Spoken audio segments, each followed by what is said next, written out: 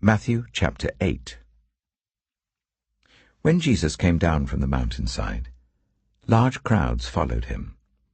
A man with leprosy came and knelt before him and said, "Lord, if you are willing, you could make me clean." Jesus reached out his hand and touched the man.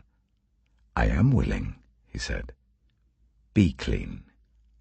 Immediately he was cleansed of his leprosy. Then Jesus said to him, "See that you don't tell anyone, but go, show yourself to the priest and offer the gift Moses commanded as a testimony to them." When Jesus had entered Capernaum, a centurion came to him asking for help. "Lord," he said, "my servant lies at home paralyzed, suffering terribly." Jesus said to him, "Shall I come and heal him?"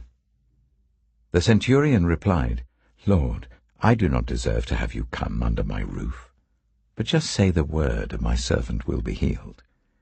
For I myself am a man under authority with soldiers under me. I tell this one, 'Go,' and he goes, and that one, 'Come,' and he comes. I say to my servant, 'Do this,' and he does it." When Jesus heard this, he was amazed, and said to those following him, "Truly I tell you, I have not found anyone in Israel with such great faith. I say to you that many will come from the east and the west, and will take their places at the feast with Abraham, Isaac, and Jacob in the kingdom of heaven. But the subjects of the kingdom will be thrown outside into the darkness, where there will be weeping and gnashing of teeth." Then Jesus said to the centurion, "Go, let it be done just as you believed it would."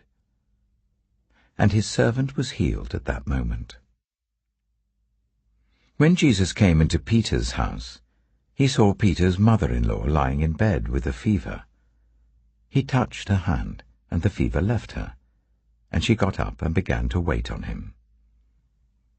When evening came, many who were demon-possessed were brought to him, and he drove out the spirits with the word, and healed all who were ill.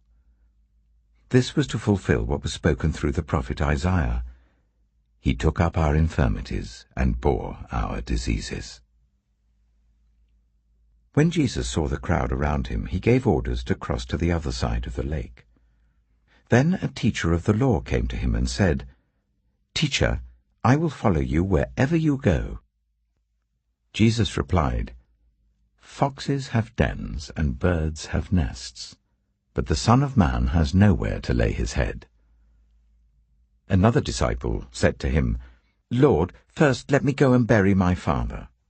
But Jesus told him, "Follow me, and let the dead bury their own dead." Then he got into the boat, and his disciples followed him. Suddenly a furious storm came up on the lake, so that the waves swept over the boat. But Jesus was sleeping. The disciples went and woke him, saying, "Lord, save us, we're going to drown." He replied, "You of little faith, why are you so afraid?" Then he got up and rebuked the winds and the waves, and it was completely calm. The men were amazed and asked, "What kind of man is this? Even the winds and the waves obey him."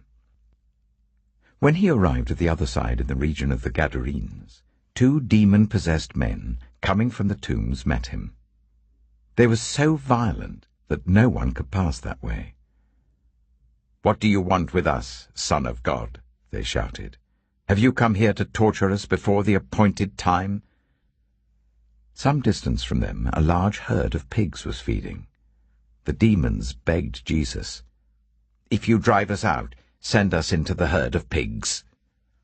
He said to them, "Go." So they came out and went into the pigs, and the whole herd rushed down the steep bank into the lake and died in the water. Those tending the pigs ran off, went into the town and reported all this, including what had happened to the demon-possessed men.